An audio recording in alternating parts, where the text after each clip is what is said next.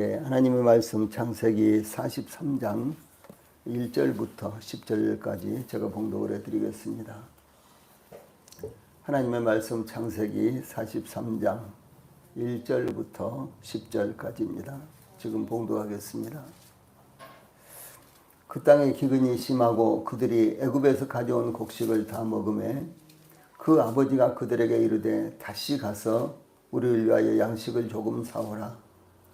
유다가 아버지에게 말하여 이르되 그 사람이 우리에게 엄히 경고하여 이르되 너희 아우가 너희와 함께 오지 아니하면 너희가 내 얼굴을 보지 못하리라 하였으니 아버지께서 우리 아우를 우리와 함께 보내시면 우리가 내려가서 아버지를 위하여 양식을 사려니와 아버지께서 만일 그를 보내지 아니하시면 우리는 내려가지 아니하리니 그 사람이 우리에게 말하기를 너희의 아우가 너희와 함께 오지 아니하면 너희가 내 얼굴을 보지 못하리라 하였음이니이다. 6절 이스라엘이 이르되 너희가 어찌하여 너희에게 또 다른 아우가 있다고 그 사람에게 말하여 나를 괴롭게 하였느냐. 그들이 이르되 그 사람이 우리와 우리의 친족에 대하여 자세히 질문하여 이르기를 너희 아버지가 아직 살아 계시느냐 너희에게 아우가 있느냐 하기로 그 묻는 말에 따라 그에게 대답하는 것이니 그가 너희의 아우를 데리고 내려오려 할 줄을 우리가 어찌 알았으리까. 유다가 그의 아버지 이스라엘에게 이르되 저 아이를 나와 함께 보내시면 우리가 곧 가리니 그러면 우리와 아버지와 우리 어린 아이들이 다 살고 죽지 아니하리이다. 내가 그를 위하여 담보가 되오리니 아버지께서 내 손에서 그를 찾으소서. 내가 만일 그를 아버지께 데려다가 아버지 앞에 두지 아니하면 내가 영원히 죄를 지리이다. 우리가 지체하지 아니하였다라면 벌써 2번 갔다 왔으리이다. 아멘. 10절 말씀까지 봉독을 해드렸습니다. 예, 오늘 저녁에는 창세기 43장 1절로 10절 말씀을 통해서 선택이 불가피할 때 이런 주제로 말씀을 전해드리겠습니다. 야곱의 아들들이 애굽에 내려가 양식을 사왔으나 야곱은 기뻐할 수가 없었습니다. 야곱이 10명의 아들들을 보냈으나 한 명은 즉 시므온은 볼모가 되어 잡혀 있으므로 돌아오지 못하였으며 또 양식을 사러 가거나 시므온을 찾으러 갈 때 반드시 베냐민을 데려가지 않으면 안 된다는 요구 조건은 야곱으로서는 받아들이기 어려운 요구였기 때문이었던 것입니다. 그러므로 야곱의 아들들은 양식이 다 떨어지도록 기다렸으나 흉년이 계속되었기 때문에 양식을 사러 또다시 애굽으로 내려가지 않으면 안 되었던 것입니다. 야곱과 그의 가족들은 알지 못했지만 흉년이 시작된 지 2년이 흘러가고 있었으므로 흉년은 아직도 5년이 더 남아있었기 때문이었습니다. 본문은 야곱의 가족에게 애굽에서 사온 양식으로 계속되는 흉년을 이겨나갈 수 없었으므로 양식을 사러 가지 않으면 안 되는 상황에서 야곱과 그의 아들들이 베냐민을 데리고 가느냐의 여부로 의견의 일치가 되지 않는 것이 나타나고 있습니다. 그러나 선택은 불가피하였습니다. 이럴 때 불가피한 선택을 해야 하는데 어떻게 결론을 내리는 것이 합당할까요? 이런 내용을 저희들에게 제시하고 있습니다. 제일 먼저 1절과 2절에서는 부정적인 의견이 제시되고 있습니다. 1절에 그 땅에 기근이 심하고 이 말씀은 이 가나안 땅에 흉년이 계속되고 있었다는 것을 의미합니다. 여기 사용된 심하고 그랬죠. 이 심히는 맹렬한, 무거운 이란 뜻으로 도무지 감당할 수 없는 상황을 의미하는데 이 가나안 땅에 흉년이 계속되고 있었다는 것을 의미합니다. 예를 들어서 동아프리카의 기근, 즉 케냐, 에티오피아, 소말리아, 남수단에서는 2,100만 명 이상이 극심한 식량 부족을 겪고 있다고 전해오고 있습니다. 이 지역은 이상기후로 인해서 5년 연속 우기에도 비가 내리지 않아 이 40년 만에 가장 건조한 겨울을 기록하고 있고요. 그리고 수천만 명이 죽음에 직면하고 있으며 그리고 광야 이곳저곳에서는 들짐승과 그리고 집에서 기르는 각종 짐승들이 여기저기 죽어서 이제 썩어가고 있고 말라가고 있는 그와 같은 현상입니다. 이스라엘은 우리나라의 경상북도만큼이나 이 작은 나라지만 북부는 지중해성 기후, 남부는 아열대성 기후에 영향을 받는데 이 건기와 우기로 구분됩니다. 그래서 북쪽은 뭐 숲풀도 있고 좀 이런 이제 초원도 있고 이런 지역이고, 남쪽은 아주 메말라서 산악 지역, 그리고 이 사막 지역, 그리고 산지 이제 이런, 그래서 유대 산지가 있죠. 이제 이렇게 이루어져 있는데 기후는 건기와 우기로 구분합니다. 우리나라는 이 사철이 있어서 참 좋습니다. 지금 봄, 여름, 가을, 겨울 이 사철이 아주 많이 무너져 가고 있죠. 특별히 이제 봄하고 가을이 옛날과는 달리 아주 짧게 지금은 이렇게 변해버렸는데, 그래도 아직은 우리나라는 사철이 있는데, 태국이라든가 뭐 동남아시아 이런 데는 건기와 우기밖에 없습니다. 그래서 이런 이제 기후를 아열대성 기후라 이렇게 말하는데, 우리나라도 지금 이제 아열대성 기후가 점차적으로 이렇게 가까이 와서, 예를 들어서 전에는 전혀 저희들이 경험하지 못했던 이제 비가 오면은 막 폭우가 쏟아지다가 금방 그친다든가 뭐 이런 이제 기후들요. 이런 것들이 소위 이제 아열대성 기후고요. 이제 이런 것들이 이미 이제 제주도라든가 남부에 우리나라 이미 상륙을 했고, 그리고 이제 저 열대 과일들이 저 남부에서 지금은 생산이 되는 그와 같은 상황입니다. 그러니까 뭐 저 남쪽에서도 사과 같은 이런 과일이 잘 됐는데, 지금은 저 강원도쯤 가야지만 사과가 좀 잘 되고, 이제는 점점 북쪽으로 이제 올라가는 이와 같은 상황 가운데 있습니다. 그런데 이스라엘은 이와 같이 작은 나라지만 건기와 우기로 구분이 되는데, 겨울에는 우기인데 온난 다습하여 하고 이 편서풍의 영향을 받아서 비를 내리게 되어서 10월부터 3월까지가 우기가 지속됩니다. 여름에는 고온 건조한데 30도 이상까지 이렇게 올라갑니다. 이 대서양의 고기압의 발달로 인해서 4월부터 9월까지는 뜨거운 사막 바람이 불어오며 건기가 계속됩니다.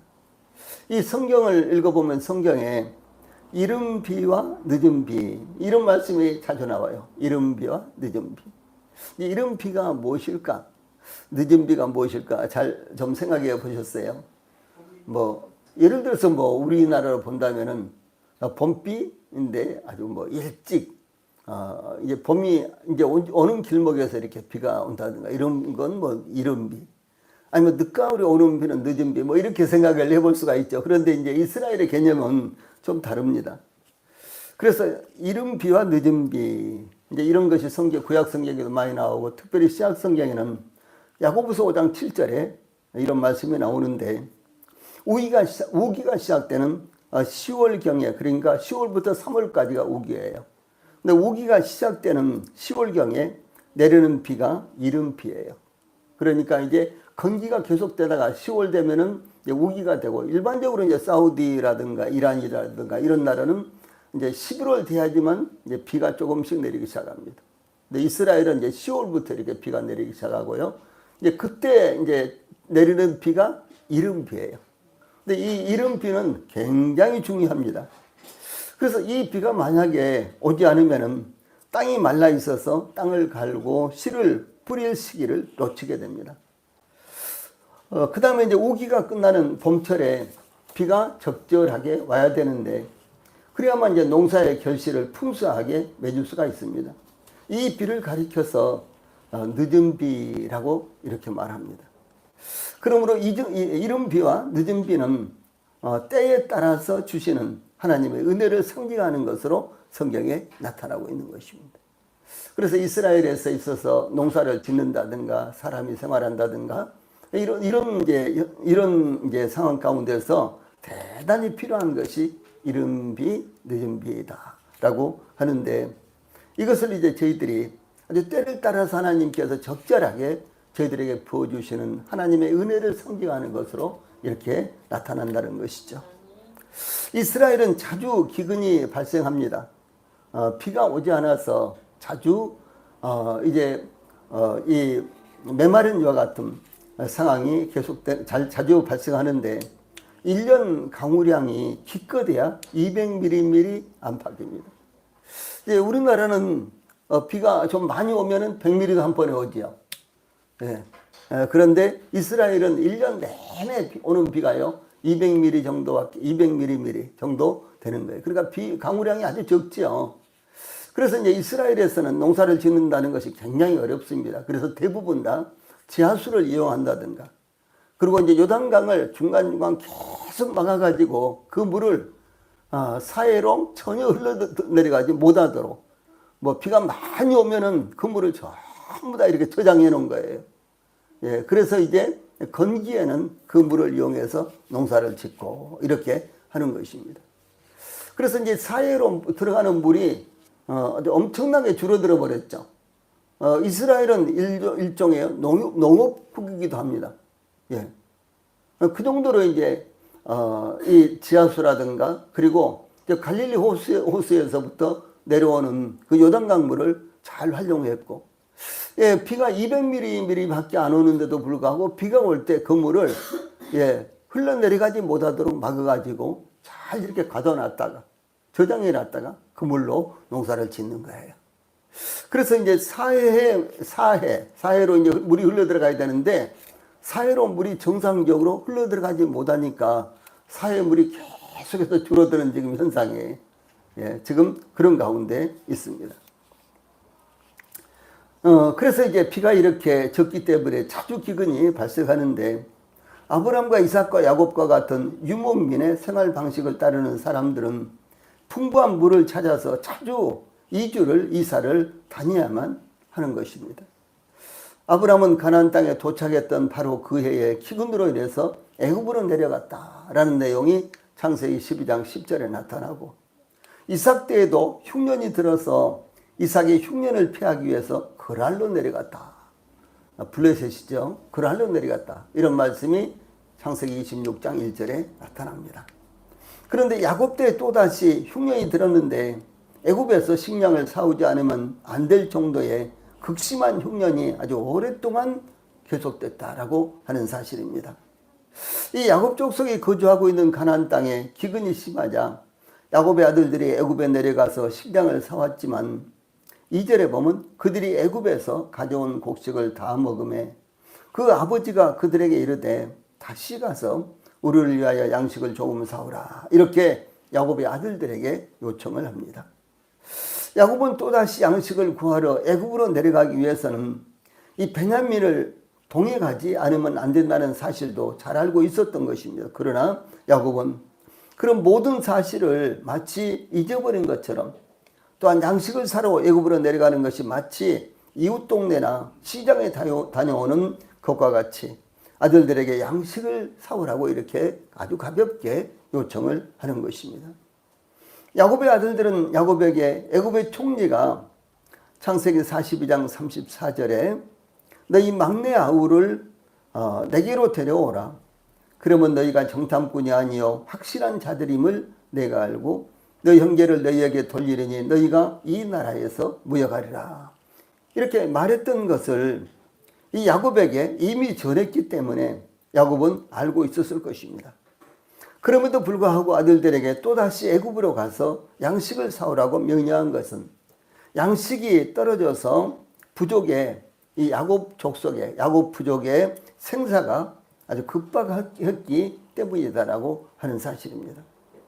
이와 같은 상황의 배경에는 하나님의 섭리의 역사가 있었던 것입니다. 왜 하나님의 백성이 사는데 하나님께서 선택하신 아브라함과 이삭과 야곱이 살고 있는데, 아브라함 때도 이삭 때도 야곱 때에도 이와 같이 기근이 심해서 그 땅에서 나는 곡식으로 생명을 유지할 수 없을 정도로 이렇게 기근이 심했을까? 왜 하나님이 그들을 선택하시고 그 땅에 이렇게 오게 하셨는데, 그런데 왜 하나님의 백성들이 살고 있는 그 땅에 그렇게 기근이 심할까라고 하는 사실이죠. 이건 참 중요한 것입니다.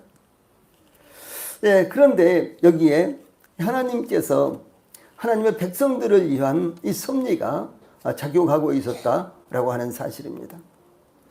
그래서 하나님은 이스라엘을 보존하고 번성시키기 위해서 애굽에 7년 동안의 태풍년을 준비하시고 흉년이 들자 야곱 족속이 애굽으로 내려가도록 이끄시는 장면이 여기 나타나는 것입니다. 한편 이스라엘이 하나님께서 약속하신 가나안 땅에 대한 기업을 얻게 될 시기를 예정하시고 계셨기 때문에 다시 말해서 이스라엘 백성들이 가나안 땅에서 기업을 얻을 시기가 아직 되지 못했기 때문에 하나님께서는 이와 같은 사건들을 통해서 그 백성들을 다루고 계신다라고 하는 사실입니다. 그래서 예를 들어서 저희들에게 좀 불행한 듯한 일들 혹은 좀 어려운 듯한 일들, 이런 일들이 발생해도 하나님께서 모든 것을 아시기 때문에 저희들을 위해서 때때로 예비하시고 때때로 저희들을 위해서 그런 일들을 저희들이 겪게 하시고 이렇게 하신다는 사실이죠. 저희들이 그런 일을 당할 때는 참 고통스럽고 굉장히 힘듭니다. 그리고 심지어 하나님이 진짜 계신가 계시지 않는가까지도 이렇게 좀 의심이 들 정도로 이 고통을 당하기도 하고 그렇지만은, 그런 하나님은 하나님의 백성들을 위해서 때때로 이런 기간들을 예비하시고 준비하신다라고 하는 사실입니다.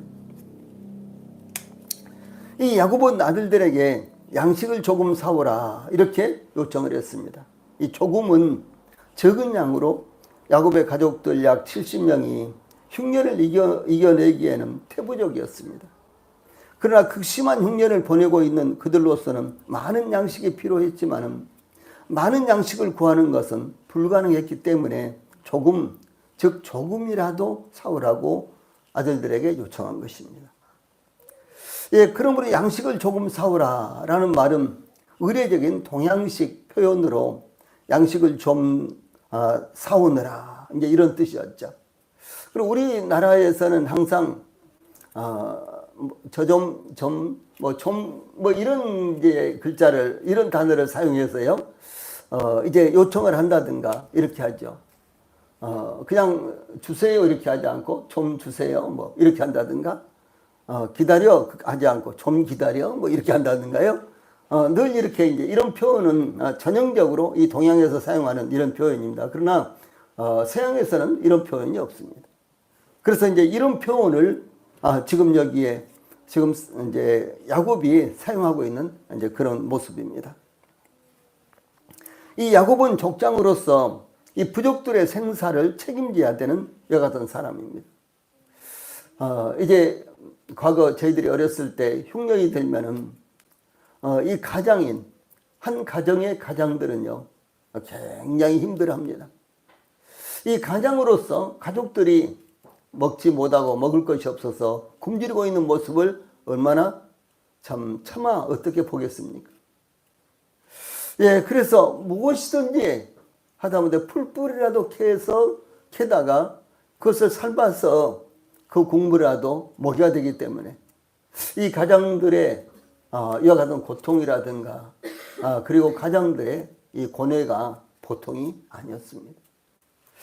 지금도 동일하게 당연히 가족들이 넉넉하게 생활할 수 있도록 돈을 벌어다 주고 싶지만, 그러나 여러 가지 직장 문제라든가 등등 이런 문제로 말미암아 가장이 이제 그런 측면에서 가장 노릇을 못할 때 이 가장으로서 이제 받는 압박감, 고뇌 이와 같은 것들은 이루 상상할 수가 없는 것입니다.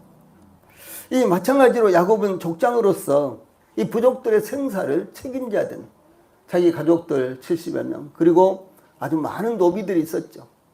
종들이 있었죠. 이 종들까지 아마 100명, 200명 이렇게 됐을 거예요. 그런데 이 대가족들을 이제 생사를 책임져야 되는 사람이 바로 야곱인데, 양식이 떨어졌을 때 야곱이 느끼는 이 압박감, 고뇌는 얼마나 컸겠습니까? 예, 그러므로 야곱은 그의 부족이 심각한 식량 부족 때문에 굶주림으로 어떤 불상사가 일어날지도 알 수 없는 상황 속에서 아들들에게 양식을 사오라고 독려할 수밖에 없었습니다.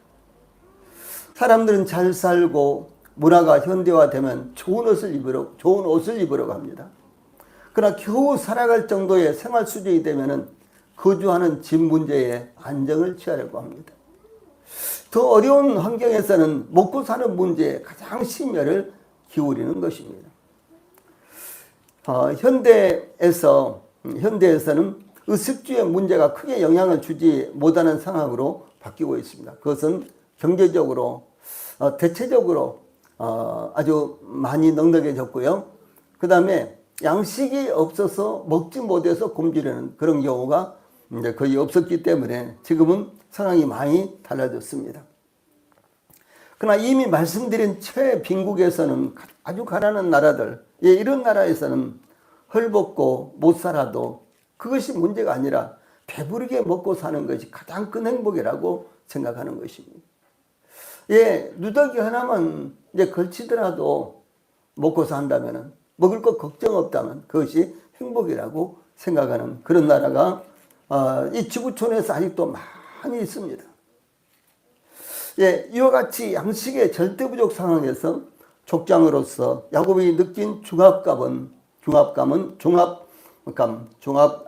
압박감은 이루 형용할 수 없었을 것입니다. 그러므로 야곱은 아들들에게 양식을 사오라고 이제 명령을 할 수밖에 없었던 것입니다. 다음에 3절로 5절에는 필연성에 대한 설명을 하는 그런 내용이 나타나고 있습니다. 양식을 사오라는 아버지 야곱의 요청에 대해서 유다는 베냐민을 데려가지 않으면 양식을 사올 수 없다는 것을 또다시 말씀드렸습니다. 유다는 아버지 야곱에게 3절에 그 사람이 우리에게 엄히 경고하여 이르되 너희 아우가 너희와 함께 오지 아니하면 너희가 내 얼굴을 보지 못하리라, 이렇게 말씀을 드렸습니다. 이 사실 요셉은 형제들에게 아우를 데려오지 않으면 너희가 내 얼굴을 보지 못하라 이렇게 말하지는 않았습니다.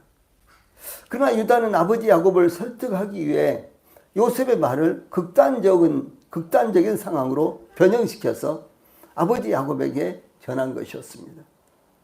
유다가 아버지 야곱에게 말씀드린 것은 애굽의 총리인 그 사람이 모든 것을 통제하기 때문에 그 사람이 제시한 규칙에 의해서 이 규칙에 따라야만 이 양식을 사올 수 있다고 말씀을 드렸던 것입니다. 이와 같이 유다가 아버지 야곱에게 베냐민을 데리고 가지 않으면 양식을 사오기 위해서 애굽으로 내려간다고 할지라도 애굽의 총리 앞에 나아갈 수 없다는 사실을 말씀드렸지만, 이 사실은 루벤이 아버지 야곱에게 이미 말씀드렸을 때 거절당했던 그런 말씀이었습니다. 루벤은 아버지 야곱에게 40장 37절에 내가 그를 아버지께로 데리고 오지 아니하거든 내 두 아들을 죽이소서, 그를 내 손에 맡기소서, 내가 그를 아버지께로 데리고 돌아오리이다 라고 간곡하게 말씀드렸습니다. 그러나 야곱은 루벤만이 아니라 이 모든 아들들에게 내 아들은 너희와 함께 내려가지 못하리니 그의 형은 죽고 그만 남았습니다. 만일 너희가 가는 길에서 재난이 그에게 미치면 너희가 내 흰머리를 슬퍼하며 수월로 내려가게 함이 되리라, 이렇게 아주 단호하게 거절했습니다. 루벤은 기꺼이 그의 두 아들을 희생시키겠다고 했지만은 야곱은 자기 아들을 희생시킬 수 없다고 이렇게 말한 것입니다. 야곱은 베냐민을 내 형제가 아니라 내 아들이라고 이렇게 말합니다. 또한 요셉을 너희들의 형제라고 하지 않고 그의 형, 베냐민의 형 이렇게 말합니다. 이 야곱의 말을 통해서 나타나는 것은 무엇인가는 야곱은 라헬의 소생인 요셉과 베냐민에 대한 애착이 아주 절대적이었다라고 하는 사실입니다. 이 아들들의 요청을 도저히 받아들이지 않을 것 같은 완고한 아버지 야곱에게 유다는 야곱의 넷째 아들이었지만 책임감을 가지고 아버지 야곱을 설득하려고 한 모습이 나타납니다. 또한 맏아들 루벤의 요청이 거절되었으며 둘째 아들 시므온이 애굽에 억류되었고 이 셋째 아들 레위는 세겜 족속의 살육을 주도했기 때문에 창세기 34장 25절에 있죠. 아버지 야곱에게 신뢰를 잃어버렸기 때문에 유다가 아버지 야곱에게 간청한 것으로 보입니다. 유다는 그 형제들이 요셉을 죽이려고 했을 때 창세기 37장 26절 27절에서 우리가 우리 동생을 죽이고 그의 피를 덮어둔들 무엇이 유익할까? 자, 그를 이스마엘 사람들에게 팔고 그에게 우리 손을 대지 말자. 그는 우리의 동생이요 우리의 혈육이니라 라고 설득하므로 이 형제들이 요셉을 죽이려는 잔인한 행동을 막았던 사람입니다. 그리고 죽이는 대신에 이스마엘 상인들에게 팔아버렸죠. 노예로 팔았죠. 어떻든 간에 이 형제들이 요셉을 죽이려 갈 때 그것을 막고 그리고 팔도록 했던 사람이 바로 유다였습니다. 그러므로 유다는 다른 아들들보다는 아버지 야곱에게 좀 더 적극적으로 간청할 수가 있는 것 같은 마음을 갖고 있었습니다. 그런데 유다는 이 사건을 계기로 구속사 전면에 주도적인 인물로 부각되기 시작했습니다. 사실 유다의 뒷조사, 요즘 보면 뭐 뒷조사를 한다, 뭐 이런 이야기들이 많이 있죠. 그런데 유다의 뒷조사를 해보면요, 별로 유다도 자랑스러운 이와 같은 사람은 아니었습니다. 그렇죠. 유다는 넷째 아들로 태어났지만은 특별히 유다가 뛰어난 부분은 아무것도 없었습니다. 오히려 유다는 창세기 38장에 세 아들을 뒀는데 그의 두 아들이 하나님 앞에 징계를 받아서 죽게 됐죠. 그리고 이제 며느리 다말이 남았는데 며느리 다말을 이제 셋째 아들까지도 다말과 동침을 시키면 또 죽을까 이렇게 염려가 돼가지고요. 셋째 아들 세라를 이제 다말에게 주지를 않았죠. 그래서 이제 다말이 이제 셋째 아들 세라가 컸는데도 불구하고 이제 자기가 동침하도록 허락하지 않으니까 이제 창녀인 것처럼 꾸며서 이제 유다와 동침을 하죠. 거기에서 이제 베레스와 세라가 태어나죠. 유다의 셋째 아들이 세라가 아니네요. 그래서 베레스와 세라가 이렇게 태어나죠. 그러므로 유다는 이제 이 사건을 봤을 때요. 그리고 이제 그의 이제 이 교제권을 이렇게 봤을 때, 이제 가족들 사이에서 그리고 형제들 사이에서 이렇게 이루어지기보다는 이방인들과의 이와 같은 교제가 이제 원활하게 이루어져서 결국은 그런 사고를 치게 되죠. 그러므로 유다의 이와 같은 면면을 봤을 때 유다는 그렇게 특별한 부분, 내세울 만한 이런 부분이 없었습니다. 그런데도 불구하고 유다는 지금 그 아버지 야곱에게 이제 내 목숨을 걸고 내가 베냐민을 데리고 올 테니까 베냐민을 저희들과 함께 보내주십시오. 그래야지만 곡식을 사올 수 있습니다. 이렇게 이제 아버지에게 간청하기도 하고, 그런가 하면 이제 요셉이 그 동생들이 형제들이 요셉을 죽이려고 할 때 요셉을 그 죽음 가운데서 면하도록 그 대신에 이제 저 이스마엘 상인들에게 팔아서 애굽으로 데려가도록 이렇게 한 사건이 있었죠. 그런데 이런 이제 사건 후에 이 유다는 점점 이 구속사 전면에 주도적인 인물로 나타나기 시작합니다. 그 유다는 출애굽과 왕정 시대를 거쳐서 이스라엘을 대표하는 주도적인 지파가 되었습니다. 출애굽에서도 유다는 가장 대표적인 이와 같은 지파가 되었습니다. 그래서 행진을 할 때도 유다 지파가 선봉했었고요. 그 다음에 수경을 할 때도 이 성막의 출입구가 곧 성막이 이 동쪽을 향하여 이렇게 열렸죠. 이 동쪽에 진을 치고 있는 이와 같은 지파가 바로 유다 지파입니다. 그래서 유다 지파는 이와 같이 점점점 이제 그 주도적인 전면에 나타나오는데, 이제 출애굽과 이와 같이 왕정 시대를 거쳐서 이스라엘을 대표하는 주도적인 이와 같은 지파가 되었습니다. 그리고 이제 유다 지파는 인구 수도 다른 지파보다도 월등하게 많았습니다. 가장 많은 지파가 7만 명 가까스로 되고, 그 다음이 6만 명, 그 정도 되는데, 유다 지파는 8만 명이 훌쩍 넘는 이와 같은 지파가 되었습니다. 이스라엘의 초대 왕은 베냐민 지파의 사울이었지만, 그러나 이 사울의 실패로 인해서 하나님은 유다 지파에 속한 다윗을 왕으로 세우는 이와 같은 내용이 나타납니다. 또한 하나님께서 구주를 보내셨는데, 주 예수님이죠. 이 구주를 보내셨는데 유다 지파의 다윗의 후손인 예수님이셨습니다. 그러므로 아브라함과 다윗의 자손 예수 그리스도의 세계라, 이렇게 마태복음 1장 1절에 시작을 하고 있죠.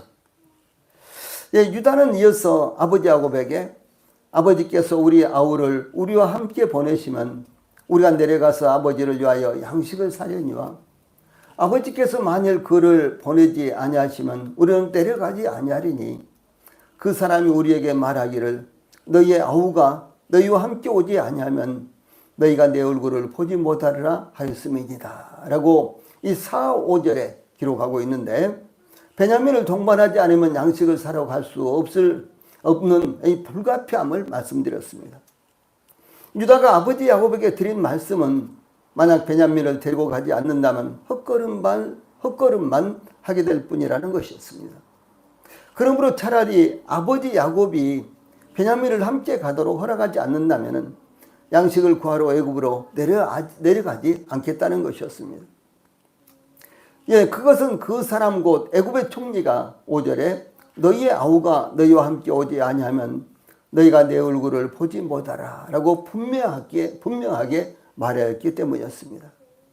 그러므로 베냐민 없이 애굽에 내려간다면 정탐으로 몰려 붙잡히게 될 텐데 시몬도 구하지 못하게 되므로 베냐민 없이 애굽에 내려가느니 차라리 굶어 죽는 것이 더 나을 것이라는 이와 같은 말이었습니다. 가나안에 머문다면 계속해서 흉년으로 인해서 살아남을 기회가 없으며 틀림없이 죽게 될 것입니다. 그러나 베냐민을 데리고 애굽으로 내려간다면 양식을 구할 수 있게 될 것입니다. 그러므로 야곱은 족장으로서 가족들을 굶어 죽도록 내버려 둘 것인가? 아니면 혹시 베냐민을 잃더라도 베냐민과 함께 양식을 구하기 위해서 아들들을 애굽으로 내려보낼 것인가에 대한 결정을 하지 않으면 안 되는 아주 중대한 상황에 이르게 된 것입니다. 야곱은 부족이 생사의 기로에 처했지만 여전히 결정을 내리지 못하고 있었습니다. 야곱의 머릿속이 얼마나 복잡하고 혼란스러웠겠습니까? 이렇게도 못하고 저렇게도 못하고, 지금 야곱은 그런 상황이었습니다. 그러나 족장으로서 부족의 존속을 위해 야곱은 중대한 결정을 하지 않으면 안 되었습니다. 이와 같이 때때로 우리는 어떤 중요한 일을 결정하지 않으면 안 될 상황에 처하게 됩니다. 가정의 중대사를 결정해야 될 때, 이 자식들의 결혼 문제와 더불어서 진로를 결정해야 될 때, 또한 교회의 중요한 문제를 결정해야 될 때 우리는 어떻게 해야 될까요? 우리는 당연히 하나님께 기도하여 하나님께서 결정해 주시도록 의탁해야 할 것이며, 하나님께서 우리에게 지혜를 주셔서 현명한 판단을 내리고 결정할 수 있도록 해야 될 것입니다. 다음에 6절로 10절에서는 긍정적인 의견이 나오고 있습니다. 이어지는 말씀은 이스라엘이 이르되 너희가 어찌하여 너희에게 또 다른 아우가 있다고 그 사람에게 말하여 나를 괴롭게 하였느냐라고 야곱의 아들들을 책망하고 있습니다. 이 창세기에는 25장 26절에 야곱이라는 이름이 등장하여 계속해서 호칭되다가, 그런데 창세기 25장 26절에 최초로 야곱이라는 이름이 나옵니다. 그런데 이제 이 이름이 계속해서 나오다가요, 창세기 32장 28절에 이르러서 그 사람이 가로되 내 이름을 다시는 야곱이라 부를 것이 아니요 이스라엘이라 부를 것이니 이는 내가 하나님과 더불어 겨루어 이겼음이라. 이렇게요, 이스라엘이라는 이름이 처음으로 등장하는데 곧 야복나루에서입니다. 그 전까지 계속해서 야곱이라는 이름이 창세기 25장 26절에 시작해서 계속해서 야곱이라는 이름이 나오다가 창세기 32장 28절에 가서야 이제 야곱을 하나님께서 야곱이라 부를 것이 아니요 이스라엘이라 부를 것이다. 이렇게 야곱의 이름을 계명하는 이와 같은 내용이 나옵니다. 그래서 창세기 32장 28절에 최초로 이스라엘이라는 이와 같은 이름이 나옵니다. 그러나 야곱을 이스라엘로 부르는 것은 거의 나타나지 않습니다. 혹시 우리 성도님들이 창세기를 읽으시다가 여기 하나님께서 야곱을 이스라엘로 이렇게 계명해 주셨는데 왜 그 다음에 계속해서 야곱이라고 나오지? 이렇게 의아심을 품고 성경을 자세히 읽어보시기 위해서 뒤적거렸을 때가 있었을지도 모르겠습니다. 그렇습니다. 계속해서 이스라엘로 나와야 되는데 이스라엘로 나온 것이 아니라 야곱으로 이렇게 나옵니다. 그러다가 창세기 32장 32절에서 이런 말씀이 나옵니다.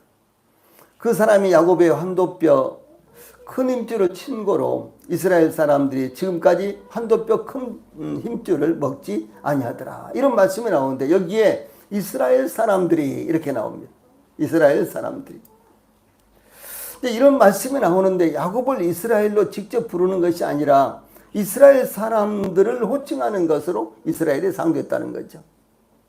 야곱의 이름을 이스라엘로 바꿨는데 그런데도 불구하고 여기 이스라엘이 한번 나오는데 그 이스라엘은 야곱을 부르는 이름이 아니라 이스라엘 민족을 부르는 이와 같은 이름으로 사용되고 있다라고 하는 사실이죠. 이어서 이제 34장 7절에 가서는 34장 7절에 야곱의 아들들은 들에서 이를 듣고 돌아와서 사람이 근심하고 심히 노하였으나 이는 세겜이 야곱의 딸을 강간하여 이스라엘에게 부끄러운 일 곧 행치 못할 일을 행하였음이라. 여기에서 또 이스라엘이라는 이름이 나옵니다. 그런데 여기에서 나오는 이스라엘도 이스라엘에게 이렇게 나오는데 이것은 민족적으로 이스라엘을 의미하는 것이고 이 개인 야곱의 이름을 부르는 것이 아니라고 하는 사실이죠. 더 살펴보면 하나님께서 또다시 야곱의 이름을 이스라엘로 계명하시는 일이 또 나옵니다. 그래서 성경에는요, 이 창세기에는 32장과 그리고 35장에서 이 두 번 야곱을 이스라엘로 계명하는 이와 같은 모습이 나옵니다. 그래서 이제 이 35장 10절에 가면은 그에게 이르시되 내 이름이 야곱이다마는 내 이름을 다시는 야곱이라 부르지 않겠고 이스라엘이 내 이름이 되리라 하시고 그가 그의 이름을 이스라엘이라 부르시고 라고 이렇게 기록되어 있습니다. 그 야곱이 가나안 땅에 정착하게 된 후에는 이스라엘의 이름이 가끔 등장합니다. 이제 35장의 이 내용은요, 야곱이 저 하란에서 이제 그 외삼촌 댁에서 20년을 보내고 그리고 이제 가나안 땅으로 돌아오죠. 그래서 이제 가나안 땅으로 돌아와서 야곱이 가나안 땅에 정착한 이후에 이제 이스라엘이라는 이름이 이제 가끔 등장합니다. 그래서 창세기 35장 21절, 22절 그리고 창세기 37장 3절, 13절, 14절 이렇게 나옵니다. 이어서 야곱의 아들들이 애굽으로 양식을 사러 갔다는 내용을 전하면서 창세기 42장 5절에 이스라엘의 아들들이 양식 사러 간 자 중에 있으니 가나안 땅에 기근이 있음이라. 이런 말씀에서 야곱의 이름이 또 이스라엘로 나타나고 있습니다. 그런데 창세기 43장에 이르러 6절, 8절, 11절에 세 번 연거퍼서 이스라엘이라는 이름이 사용되고 있고요. 그리고 이제 43장에 그리고 45장 21절에 가서 이스라엘이라는 이름이 이제 나오는데 이제 45장에 가서 무려 4번이나 이렇게 나옵니다. 3번 이렇게 5장 21절에 이스라엘이라는 이름이 나오고요. 그러고 나서 또다시 야곱이라는 이름이 나오고 그리고 또 이스라엘 이제 이렇게 이제 막 그때부터는 이제 이렇게 섞여져서 이스라엘, 야곱, 이스라엘 이렇게 나온다는 것이죠. 제가 이렇게 말씀을 드린 이유는 무엇인 거는요. 야곱은 개인적인 이름이다라고 하는 것이죠. 개인적인 이름. 우리 주님 예수님의 개인의 이름은 무엇입니까? 예수님이죠. 예. 그런데 예수님의 공적인 이름은 그리스도입니다. 곧 메시아, 기름 부음을 받은 자. 이것이 주 예수님의 공적인 이름입니다. 그래서 주 예수님이 태어나실 때 아들을 낳으리니 그 이름을 예수라 하라. 이는 그가 자기 백성을 저희 죄에서 구원할 자이심이라. 이렇게 말씀하셨거든요. 그래서 예수님의 이름은 바로 개인적인 이름은 예수님이십니다. 그런데 이제 예수님은 이미 구약 성경에 구약 시대부터 구약 성경에 이제 이 죄인들을 구원하시기 위해서 하나님께서 보내실 소위 기름 부음을 받은 자로 이미 예정이 되어 있었습니다.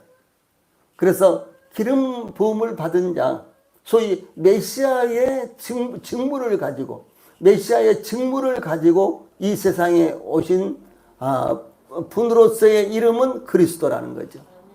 그리스도는 기름 부음을 받은 자라는 의미입니다. 예. 자, 그런데 이제 이와 같이 이 야곱은 개인적인 이름입니다. 그리고 이제 이스라엘은 민족적 혹은 구속사적인 이름이다라고 하는 것입니다. 예, 그러므로 야곱은 족장으로서 고통을 당하며 인간적이고 감정을 느끼는 한 인간의 모습으로 계속해서 나타나고 있는 것입니다. 그런데 이스라엘은 족장의 직위와 위엄을 강조하는 데 사용되었습니다. 6절 말씀은 43장 6절 말씀은 이스라엘이 이르되 너희가 어찌하여 너희에게 또 다른 아우가 있다고 그 사람에게 말해요. 나를 괴롭게 하였느냐. 이제 이런 말씀이 나오죠. 6절 말씀이에요. 그래서 이 말씀은 야곱이 괴로워하는 측면을 볼 수 있지만 그 아들들에게 애굽을 또다시 찾아가서 양식을 사오라는 족장으로서의 지시를 내리며 아들들의 여행을 위해서 전능하신 하나님 엘샤다이가 보호하기를 족장으로서 하나님께 의뢰하는 내용으로 나타나는 것입니다. 이 6절은 14절과 더불어서 이제 이런 내용으로 사용이 되었습니다. 야곱은 아들들에게 너희가 어찌하여 너희에게 또 다른 아우가 있다고 그 사람에게 말해 나를 괴롭게 하였느냐. 6절 말씀이죠. 이렇게 책망을 합니다. 이 야곱으로서는 애굽의 총리가 묻지도 않은 집안 이야기를 해서 다른 아우가 있다는 등의 말을 했느냐. 이렇게 책망하는 것이었습니다. 야곱의 이런 책망은 양식을 사러 가서 그런 이야기까지 다 할 필요가 있었겠느냐라고 하는 것이었습니다. 아니, 양식을 사러 갔으면 돈을 주고 양식을 샀으면 되는 것이지 집에 아우가 있다는 이야기까지 해야 한다는 것은 야곱으로서는 이해가 되지 않는 일이었다는 사실이죠. 우리말로 한다면 그런 쓸데없는 이야기까지 해가지고 문제를 만드느냐. 지금 이렇게 이제 야곱이 이 생각을 한 것입니다. 그래서 야곱으로서는 그런 쓸데없는 이야기까지 해서 이를 곤혹스럽게 만들었느냐라고 이렇게 책망한 것입니다.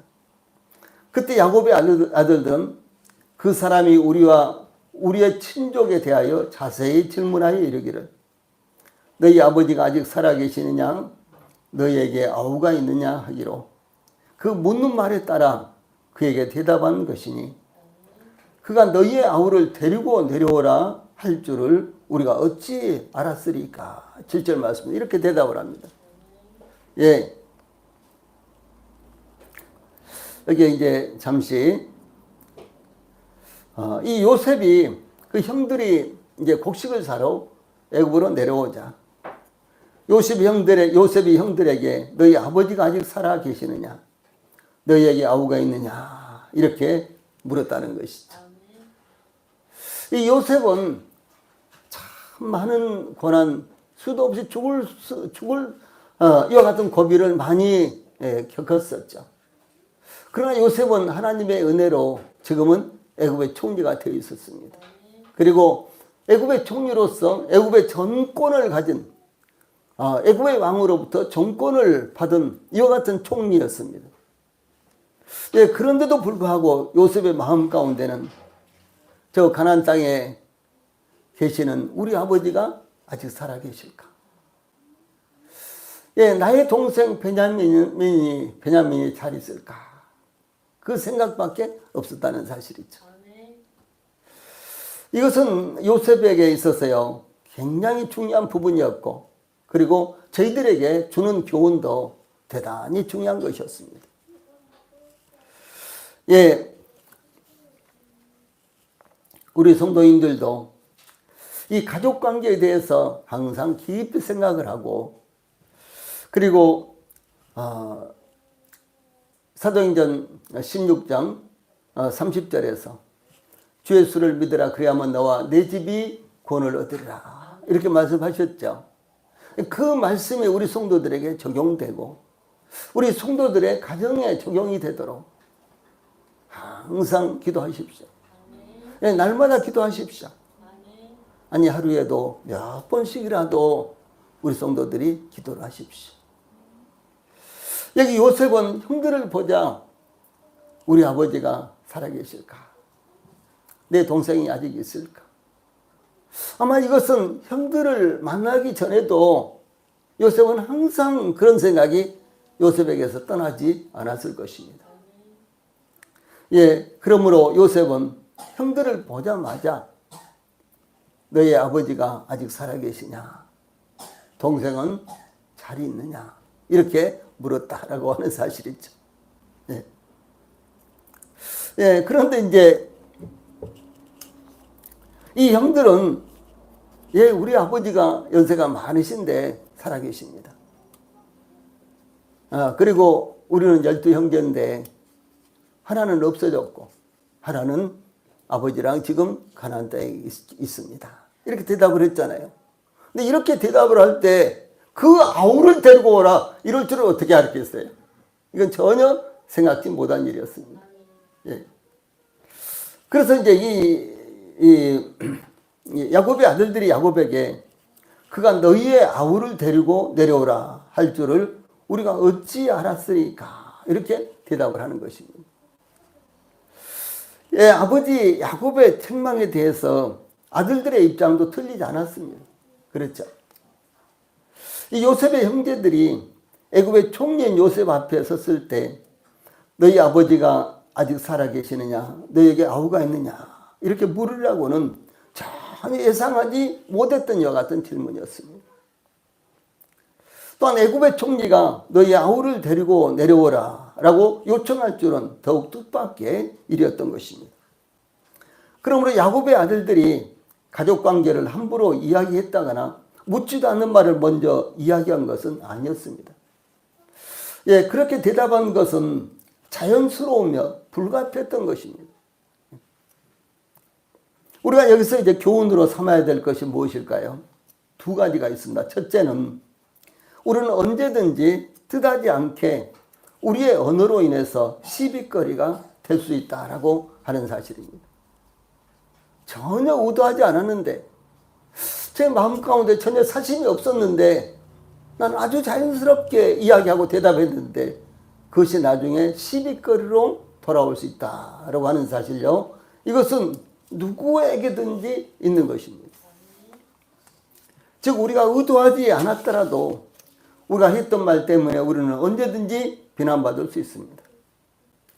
시비거리를 만들 수 있습니다. 그러므로 항상 우리는 정제된 언어 생활을 하도록 주의하지 않으면 안 된다라고 하는 사실입니다.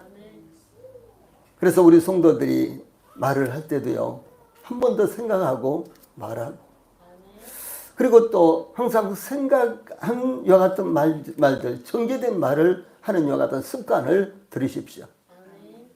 이 둘째로 야곱의 책망도 잘못이 없고 또 아들들의 대답도 잘못이 없습니다.